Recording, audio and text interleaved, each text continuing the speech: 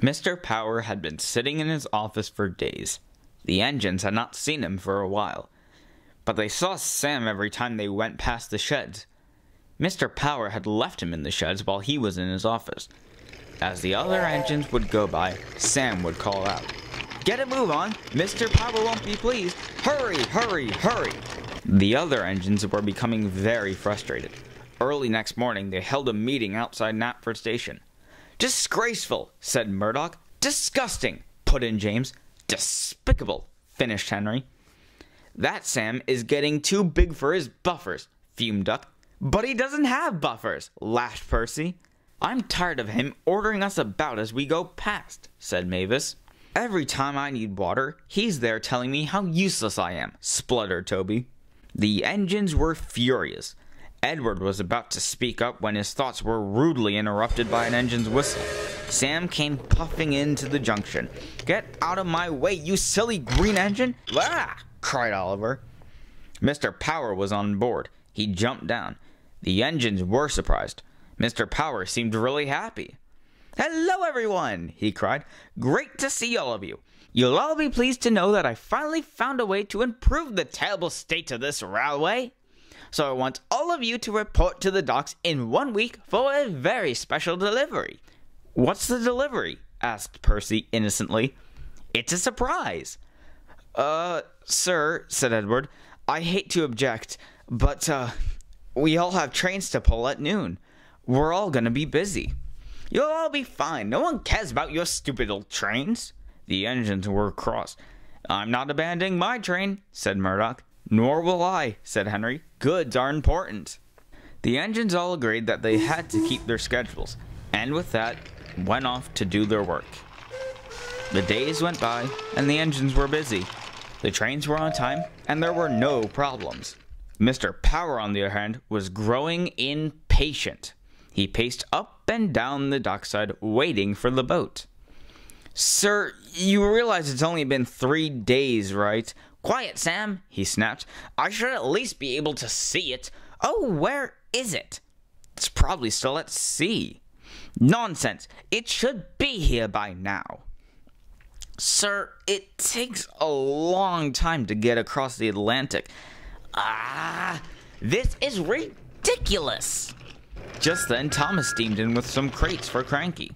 Mr. Pauer turned around sharply on his heel. "You're late," he snapped. "I'm sorry, sir. Some sheep strayed onto the line and I had to wait for the farmer to come and take them away." "This is unacceptable," he fumed and climbed aboard Sam. "I'm never late," laughed Sam as he puffed away. "Ha ha." Thomas was fuming. A few more days passed and things went on as usual, until one day Cranky noticed a ship coming into port. "At last," he groaned, "he can stop worrying." The barge pulled up alongside Cranky, and he started to unload. He pulled out a few boxes first. "What is it?" asked Percy excitedly. "These are knuckle couplers," Mr. Pauer replied. "What?" "Knuckle couplers are the coupling system in America," he said proudly. "But why?" "You'll see." Just then, Cranky groaned and lifted a small gray engine with an orange cab and 4 gray wheels. "Who are you?" asked Cranky. "I'm Bash," the engine said. Cranky lowered the engine down and began to unload another one. This was just the same as Bash, only the colors were reversed. "And you are—" "I'm Dash," cried the engine. Cranky could not understand why these engines had such bizarre names.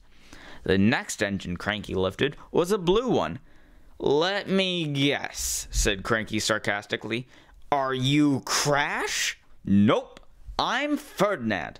"Ferdinand? That's right." Down below, Bash and Dash burst out with laughter. The other engines were very confused. As the day pressed on, Cranky found himself unloading tank engines, dock engines, and streamlined engines. Cranky looked down in the boat, and he was hooked up to another engine. By now, he was exhausted, and as he began to lift, his chain tightened and his arm creaked. He slowly lifted the engine up. It was a very large and heavy engine. Cranky hardly got him up, swung him around, and suddenly dropped him straight down. The mighty engine crashed to the ground. "Ouch!" he screamed as he hit. "No need to be rude." "Sorry," panted Cranky. "You're a bit bigger than I was expecting." "Ha ha!" laughed the engine. "I get that a lot. Hank's the name." Cranky. Mr. Pauer was overjoyed with all the new engines. "Keep unloading," he ordered.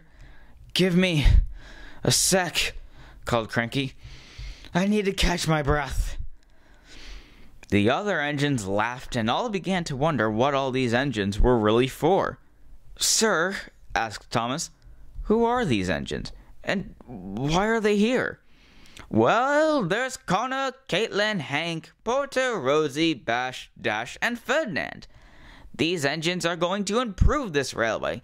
You see, these engines are all from America and can pull much more than any of you. They are going to make this railway a better place indeed." "But, sir, I don't think—" "Are there any more engines?" "Yes, sir.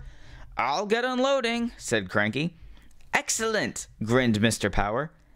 "Everything is going according to plan."